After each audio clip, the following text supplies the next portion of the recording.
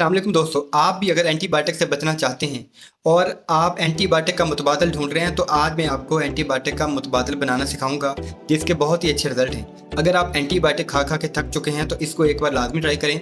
ये एंटीबायोटिक का मुतबादल भी है, ये आपकी खून की कमी भी पूरी करता है, आपके पेट के मसाइल भी ठीक करता है और आपको एनर्जी भी देता है। ये बच्चों के लिए भी अच्छा है, बड़ों के लिए, बुजुर्गों के लिए, औरतों के लिए, ये तमाम लोग इस्तेमाल कर सकते हैं। इसको बनाना कैसे है वो मैं आपके साथ शेयर करता हूँ और इसमें कौन कौन सी चीज़ें डलती हैं वो भी मैं आपको बताता हूँ। सबसे पहले तो आपने एक जार ले लेना अच्छे वाला, और ये जार आपने शीशे का लेना है, इसमें प्लास्टिक मिक्स नहीं होनी चाहिए। बस ये ख्याल करना है कि जो जार हो ये शीशे का हो, इसमें आपने प्लास्टिक मिक्स नहीं करनी, यह प्लास्टिक मिक्स वाला जार ना हो। इसमें सबसे पहले जो चीज़ें डलती हैं उनमें ये देखें, ये है चुकंदर और उसके बाद ये है गाजर।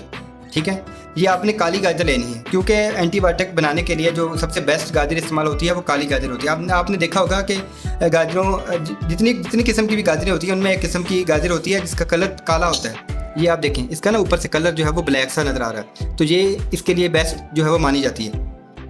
तो आपने चुकंदर ले लिए, काली गाजर ले ली, उसके बाद 2 हरी मिर्च और ये जो है वो काला नमक, ये चीज़ें इस्तेमाल होती हैं। इसको बनाने का तरीका ये है कि सबसे पहले तो आपने ये सारी चीज़ों को इस जार में डाल देना है। ये देखिए, सबसे पहले तो आपने सारी चीज़ों को अच्छे तरीके से वॉश करना है। इनको अच्छे तरीके से वॉश करके साफ़ पानी जो आप पीते हैं वो पानी लेना है। उसके बाद इस जार में ये सारी चीज़ें आपने डाल देनी। ये एंटीबायोटिक का मुतबादल भी है और ये एंटीबायोटिक से कहीं अच्छा है। आप अगर इसको रोज़ाना इस्तेमाल करना शुरू कर दें तो आपको एक तो खून की कमी आपकी पूरी हो जाएगी और आप बहुत सी बीमारियों से बच सकते हैं और पेट से मुतल्लिक़ जितने भी मसाइल हैं आपके इससे ठीक हो सकते हैं। और ये एंटीबायोटिक का मुतबादल है और इसके बहुत अच्छे रिजल्ट हैं।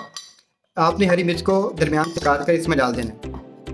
उसके बाद ये है लेमन जूस, ये तकरीबन 4 चम्मच लीमू का जूस है जो निकाला हुआ है। इसमें आपने बीज नहीं डालने, बीज निकाल देने, ये भी मैं इसके अंदर डाल रहा हूँ। उसके बाद आपने इसके अंदर काला नमक डाल देना। ठीक है, काले नमक का ये 1 चम्मच आपने इसके अंदर डाल देना, 2 चम्मच। ठीक है, वो आप पानी के हिसाब से डाल सकते हैं। अगर आपका पानी 1 लीटर से ज़्यादा तो आप ज़्यादा भी डाल सकते हैं, वैसे 2 चम्मच जो है वो काफ़ी होती है। ठीक है, उसके बाद आपने इसको अच्छे तरीके से मिक्स करना है। जब ये अच्छे तरीके से मिक्स हो जाए, जब ये आपने सारी चीज़ें इसमें डालकर मिक्स कर लेनी है, जब ये अच्छे तरीके से मिक्स हो जाए उसके बाद आपने ये राई दाना, इसको आपने अच्छे तरीके से पीस लेना है। तो ये राई दाना होता है, ये बाज़ार से मिल जाता है, ये भी आपने इसके अंदर शामिल कर देना है। उसके बाद इसको दोबारा मिक्स कर देना है अच्छे तरीके से।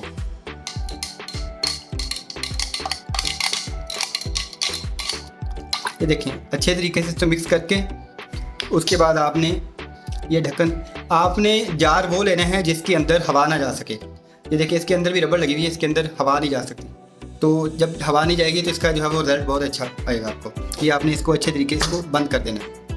ठीक है जी, अब आपने ये सारी चीज़ें इसके अंदर मिक्स कर लेनी है अच्छे तरीके से। उसके बाद आपने एयर टाइट जो है जार का ढक्कन है उसके अंदर इसको लगा देना है अच्छे तरीके से। उसके बाद इसको आपने धूप में रखना है 3 दिन के लिए, और रोज़ाना सुबह और शाम धूप में जब इसको रखना है तो सुबह और शाम इसको अच्छे तरीके से ऐसे हिलाना है। ठीक है, और ये 3 दिन के लिए अब इसको हम धूप में रखते हैं। उसके बाद जो रिजल्ट आएगा आपके साथ शेयर करते हैं। चलें आइए इसको धूप में रखने जाते हैं और आपको बताता हूँ कि ये किस जगह पर इसको रखना बेहतर होगा। आपने जब ये तमाम चीज़ें जार के अंदर डाल के उसका ढक्कन जो है वो अच्छे तरीके से बंद कर लिया, यानी कि एयर टाइट हो गया, उसके अंदर हवा ना जाए। उसके बाद आपने इसको धूप के उस एंगल पे रखना है जहाँ पे सुबह भी पहले टाइम धूप आए और शाम को भी ज़्यादा देर धूप रहे। तो मैं जहाँ पे रखने लगा हूँ वो आपको जगह दिखाता हूँ। ये हमारे इधर सुबह का टाइम भी धूप आ जाती है, देखें, और शाम तक इधर रहती है धूप। तो दीवार से थोड़ा सा हटा के रखना है और उसका ढक्कन दोबारा से चेक कर लें अच्छे तरीके से।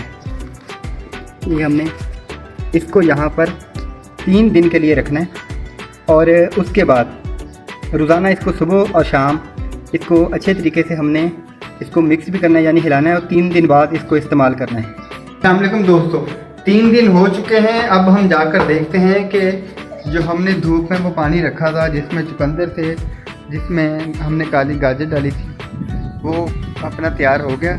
वो आपके साथ में शेयर कर रहा हूँ, वो देखें ज़रा। ये पड़ा हुआ है उधर ही, इसको 3 दिन हो चुके हैं और ये फर्मेंट हो चुका होगा। अब इसको नीचे लेके जाते हैं और देखते हैं ये कैसा तैयार हुआ है।